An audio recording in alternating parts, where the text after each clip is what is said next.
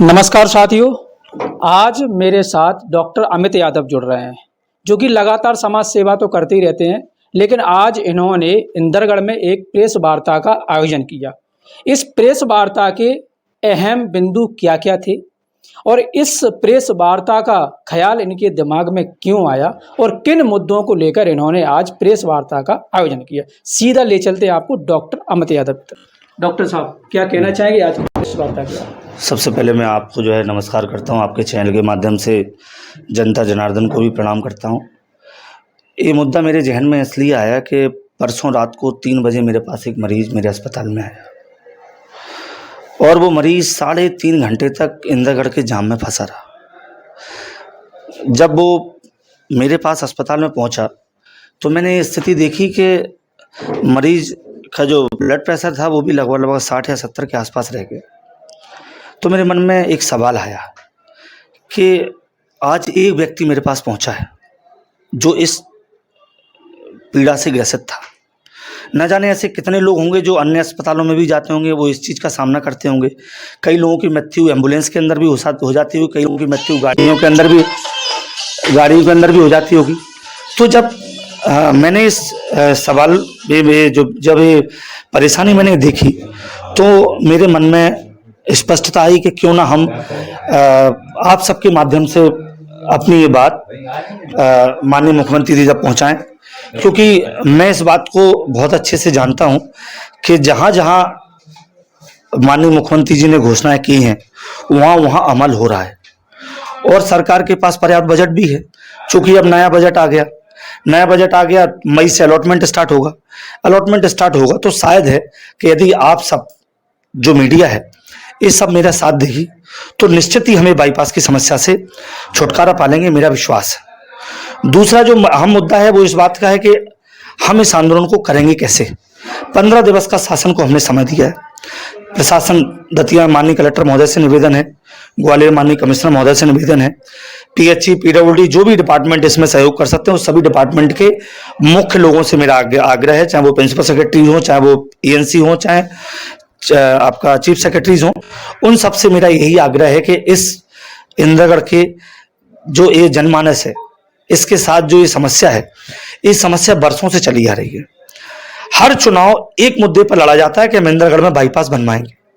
हाँ, एक बात मैं आपके चैनल से स्पष्ट कर दूं, इसमें राजनीति कोई मुद्दा नहीं है।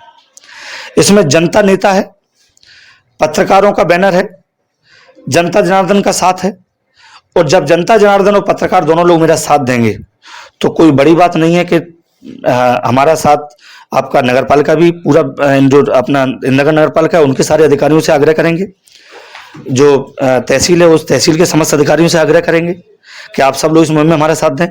मंडी के लोगों से निवेदन करेंगे।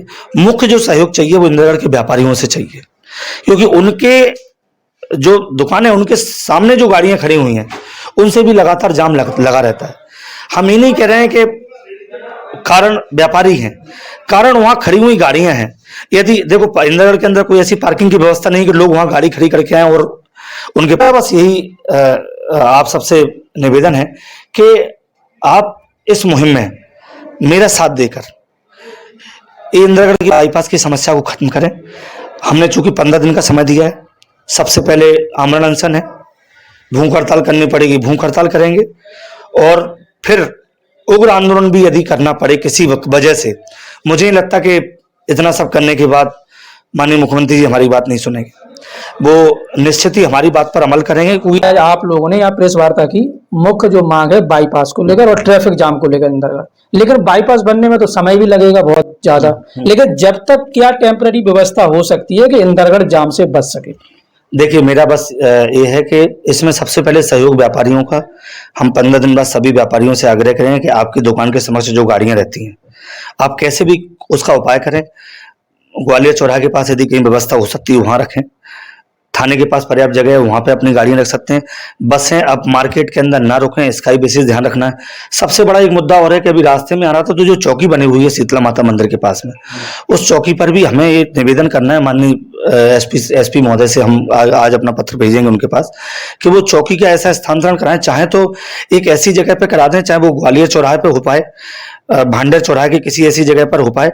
वो चौकी भी एक बहुत बड़ी समस्या होगी। मैं देखता हूं कि बसें वहीं खड़ी रहती हैं।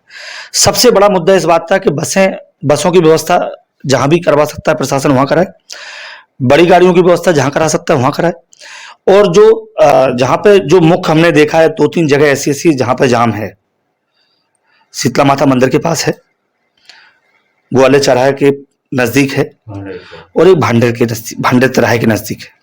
तो इन तीनों जगह पे प्रशासन जो भी अभी टेम्परेरी व्यवस्था कर सकता हो, नगर पालिका के सीएमओ से भी हम बात करने जा रहे हैं, उनसे भी कहेंगे कि साहब आप इसका उपाय निकालें और अननेसेसरली किसी को परेशानी ना हो, और जनता जनार्दन सहयोग करे, व्यापारी सहयोग करें, जिससे इस मुद्दे का निराकरण हो सके। इस जाम में जिला कलेक्टर संदीप कुमार माकिन और एसडीएम अवस्थी जी और इस क्षेत्र के विधायक प्रदीप अग्रवाल भी इस जाम में फंस चुके हैं।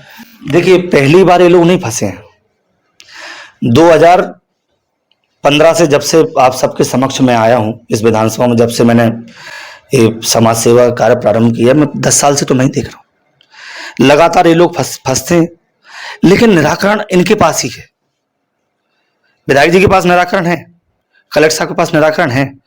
यदि विशेष मुद्दे पर जब भी विधानसभा का सत्र हो, यदि विशेष मुद्दे पर इनको आवश्यकता हो, जनता भी पहुंच जाएगी। जितनी जनता की आवश्यकता विधायक जी को हो, उतनी जनता, जितने उनके समर्थकों बोले जाएं, जितने मेरे समर्थकों मैं अपने लेके चलता हूं, और वहां पर पहुंचे अपन विधानसभा के बाहर धरना देंगे। क्यों इस समस्या का निराकरण नहीं हो सकता?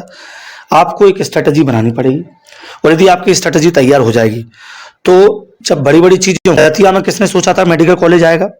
मुझे नहीं लगता किसी की सोच थी। मध्य प्रदेश के अंदर जब नए 7 मेडिकल कॉलेज आया तब दतिया आया।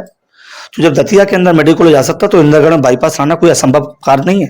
भारतीय जनता पार्टी की सरकार है, और मध्य प्रदेश को तो ऐसा मुख्यमंत्री मिला है जिन्होंने अभी चंबल संभाग को 1700 करोड़ की योजनाएं दी हैं। तो ये 1700 करोड़, मुझे नहीं लगता कि ये योजना 70 करोड़ से ज्यादा की होगी। जितने भी हो, 10 करोड़ की हो, 20 करोड़ की हो, 50 करोड़ की हो, इतना पैसा बजट में हमेशा शासन के पास रहता है। और सबसे अच्छी बात, Madhya Pradesh road development corporation जो आपका है, इसके प्रिंसिपल सेक्रेटरी हैं आदरणीय भरत यादव जी, और भरत यादव जी दतिया के रहने वाले हैं। हम सब आपके माध्यम से उनके पास समक्ष पहुंचेंगे, उनसे आग्रह करेंगे, इस समस्या का निराकरण हो जाएगा। आज हमारे साथ जुड़े हुए थे डॉक्टर अमित यादव, जिन्होंने आज जो इंदरगढ़ में जाम की स्थिति लगातार बनी रहती है और ट्रैफिक जाम हो जाता है, जहां पर लोगों का पैदल निकलना भी दुश्वार हो जाता है। अब वाहनों की तो हम बात ही नहीं कर सकते, 6-6 घंटे तक जाम लगा रहता है। कई पेशेंट गाड़ियों में फंसे रहते हैं, एम्बुलेंस फंसी रहती है, अग्निशमन जो गाड़ियां हैं वो भी फंसी रहती हैं। और अभी गर्मी का समय चल रहा है, किसानों की फसलों का भी समय चल रहा है। कई किसान जो देश के अन्नदाता हैं, देश को पालने का काम करते हैं, जो मुख्यमंत्रियों को भी पाल रहे हैं, प्रधानमंत्री को भी पाल रहे हैं, बड़े बड़े व्यापारियों को पाल रहे हैं, वो जो है अपनी अनाज की ट्रॉलियां लेकर घंटों जाम में फंसे रहते हैं। ऐसी स्थिति बन जाती है नगर इंदरगढ़ में कि आप सोच भी नहीं सकते।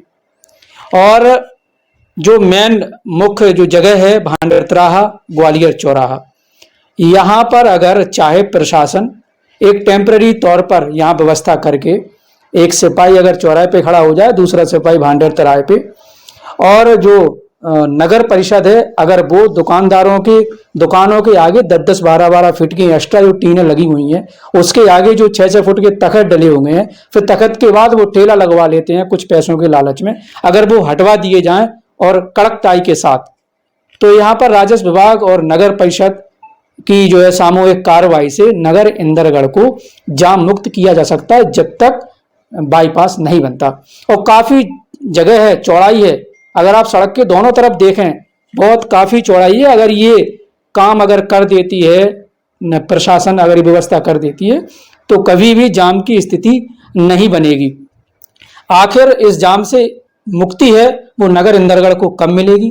क्या ये जाम जो है स्थिति बनी रहती है और एक बाईपास का मुद्दा बना रहता है जाम के कारण?